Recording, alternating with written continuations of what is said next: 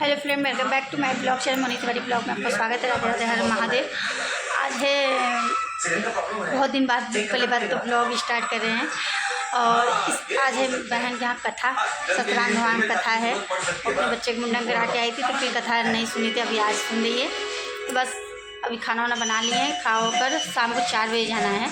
अभी बज रहा है 12 साढ़े 12 बज रहा है। और उसके बाद अभी 4 बजे तक निकलेंगे। चलिए फिर निकलते हैं, फिर उसके बाद ब्लॉग स्टार्ट करते हैं। जो भी होगा प्यार दीजिएगा, सपोर्ट करिएगा। तकलीफ बाय बाय। बस हम लोग निकल रहे हैं, बस हम लोग घर से निकल रहे हैं कथा के लिए। दो चप्पल मेरा भी दो। मेरा जूता कहाँ है? Blogging bye. हम लोग ब्लॉगिंग से निकल चुके हैं गाइस। अब हम लोग मिलेंगे वहाँ पे जाके।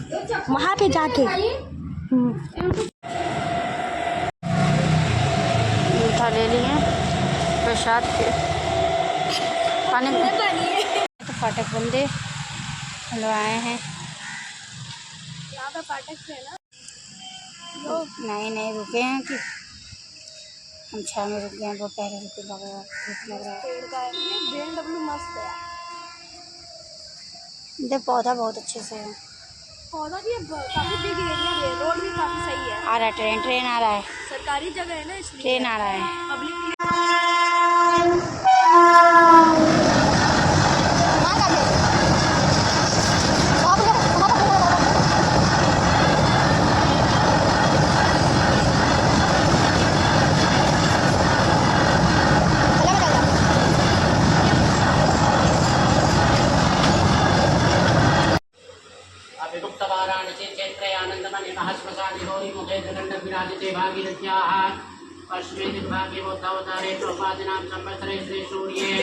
उत्तरायणे महामंगलमासोक्तमे मासे पूर्ण पवित्र मासे पुरुषोत्तम मासे ज्येष्ठ अधिक मासे षडे पक्षे अद्य सत्यम्यां शुभ पूर्णतिथौ सप्तसु एवं प्रागुणधर विशेषण विशिष्टायां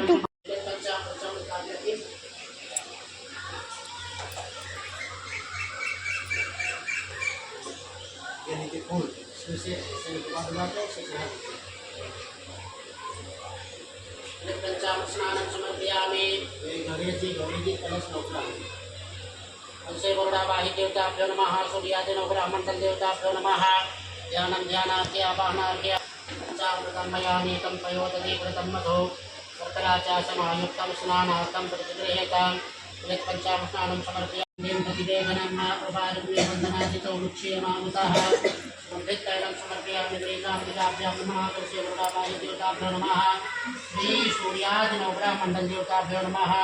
श्री सत्यनारायणाय नमः। सुगन्धित तैलं समर्पयामि। नैवेद्यं पुष्टोनिधाय नमः।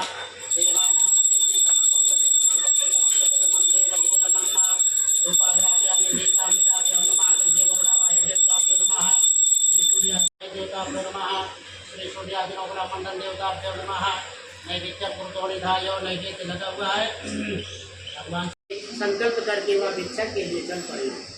उस दिन भगवान श्री सत्यनारायण की कृपा से भिक्षा में बहुत गया और भगवान श्री सत्यनारायण की कृपा से बहुत साधन हो गया। उसके बाद वह हर संक्रांति के पर्व में भगवान श्री सत्यनारायण का पूजन करता रहा और इस भगवान श्री सत्यनारायण का पूजन करते हुए इस लोक में सुख होकर वह अंत में सत्यपुर वैकुंठ। तुम्हारे जाओ 3 लोग हो जाएंगे। श्री सूची कहते हैं जो मनुष्य भगवान श्री सत्यनारायण के व्रत को करेगा उसी समय उसके समस्त दुख नष्ट हो जाएंगे। यह सत्य है, इसमें संशय नहीं है। इसके बाद ऋषियों ने कहा, हे प्रभु, उस ब्राह्मण से सुनकर इस व्रत को किसने किया है, विशेष श्रद्धा है, उसे आप बतलावें। मुनियों पूर्वक कहूँगा। वह एक बार ब्राह्मण ने बहुत से जन परिजनों को बुला करके, नगर के वासियों को बुला करके भगवान श्री सत्यनारायण की पूजा कर रहा था। भव्यता पूर्वक पूजन करने पर एक लकड़हारा वहाँ पे आया और बहुत सारा भीड़ देख करके वह लकड़हारे ने लकड़ी को बाहर रख करके उस ब्राह्मण के घर में गया। वहाँ जा करके देखा कि वहाँ भगवान श्री सत्यनारायण का पूजन हो रहा था। उसने बैठ करके भगवान श्री सत्यनारायण का पूजन को देख करके उसने बैठ के कथा सुनी और कथा सुनने के बाद तत्पश्चात उसने भगवान श्री सत्यनारायण का प्रसाद ग्रहण करके और जल पी करके प्रेम पूर्वक ब्राह्मण से बोला, हे ब्राह्मण, आप यहाँ क्या कर रहे हैं? इसके करने से किस फल की प्राप्ति होती है? यह सब मुझे बतलाइए, मैं सुनना चाहता हूँ। विप्रवाच विप्र ने कहा, श्री सत्यनारायण का व्रत है जो सभी मनोरथों को प्रदान करने वाला है। मैं पहले भिक्षा मांग करके अपने घर का लालन पालन करता था और इन्हीं श्री सत्यनारायण अपने वह पति से इस प्रकार बोली कि आपने भगवान श्री सत्यनारायण के व्रत को करने के लिए कहा था, आप लोग क्यों नहीं कर रहे हैं? तब इसके बाद उसके पति ने कहा कि हे प्रिय, इसके विवाह के समय इस व्रत को कर लिया जाएगा। इस प्रकार समझा करके आश्वासन दे करके वह व्यापार करने के लिए चला गया। वह साधु ने व्यापार करने के लिए गया तो बहुत दिनों के बाद जब वह आया तब देखा कि उसकी कन्या विवाह के योग्य हो चुकी थी। अपने नगर के सखियों के साथ क्रीड़ा करते हुए अपने कन्या को देखा और अपने दूत से, अपने नौकर से इस प्रकार बोला, वह देखो मेरी कन्या विवाह के योग्य हो गई है, अब इसके योग वर खोज करके लाओ। तब उसके दूत ने कांचन नगर में जाकर के एक बड़ी पुत्र सुंदर गुणवान लेकर के आया और जाति लोगों के साथ मिलकर के उसने कन्यादान कर दिया। दुर्भाग्यवश भगवान श्री सत्यनारायण का व्रत करना भूल गया। इससे भगवान ने उसे दारुण एवं महान दुख प्राप्त होगा। उसने भगवान श्री सत्यनारायण का मनौती किया था और भगवान श्री सत्यनारायण का व्रत करना ही भूल गया। इससे भगवान श्री सत्यनारायण ने उसे दारुण एवं महान दुख प्राप्त होगा ऐसा श्राप दे दिया। इसके बाद कुछ दिनों के बाद वह ससुर और दामाद दोनों साथ में ही व्यापार करने लगे। राजा चंद्रकेतु के नगर में जाकर के व्यापार कर रहे थे और वहीं पर कहीं स्थान लेकर के रह रहे थे। भगवान श्री सत्यनारायण के दो माया रूपी चोर हुए और उन्होंने राजा के धन को चुरा करके उन्हीं के पास लेकर के जाकर रख दिए और दोनों चोर छिप गए।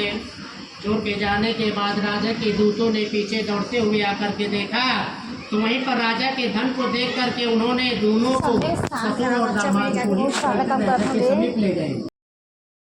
सर्वनाश कर दूंगा। डरा हुआ राजा ने पुरोहित के पास जाकर के अपने स्वप्न के बारे में बताया और राज पुरोहित ने इस प्रकार बोला कि हे राजन, आपके जो भी धन चुराया हुआ था वह सब आपको मिल गया है और उनको दंड जो भी मिलना था वो दंड भी मिल गया है। अब उन दोनों को मुक्त कर दिया जाए। राजा की आज्ञा से दोनों को बुला करके ले आया गया। बेड़ी बंधन से खुलवाया गया, छौबाद करवाया गया। जो भी दाढ़ी बाल वस्त्र अलंकार जो भी था उनका दाढ़ी बाल बनवा करके राजा ने कहा, आपके भाग्य से आपको दुख प्राप्त हुआ है, अब आपको कोई भय नहीं है, अब आप लोग अपने घर के लिए जा सकते हैं। हाँ, जितने दिन आप मेरे बंदी गृह में पड़े हुए थे इतने दिनों में आप जितना धन कमा सकते थे उतना मैं आपको दे रहा हूँ, आप लेकर के अपने राज्य को जा सकते हैं। राजा ने उन्हें बहुत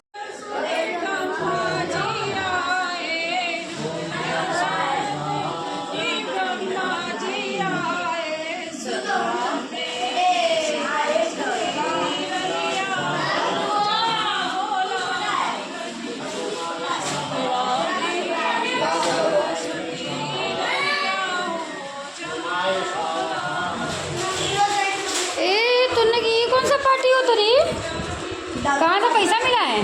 दारू चखना नानी। हाँ। अरे इसे बदतमीजी भाषा मत लान मानेंगे, एक लाख तो मुँह फूट जाएगा।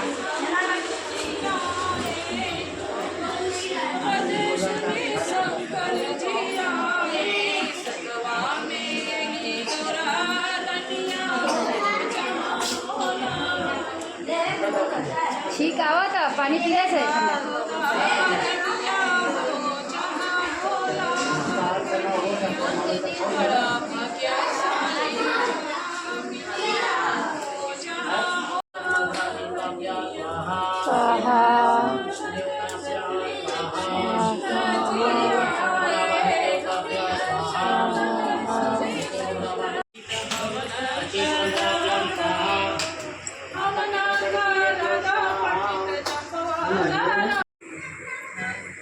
रोक दिए थे, मतलब वो कर दिए।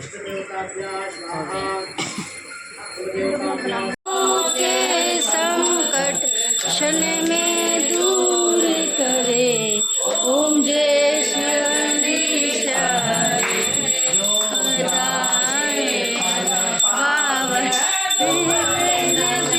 मन का, सोई दुख बिन से मन का,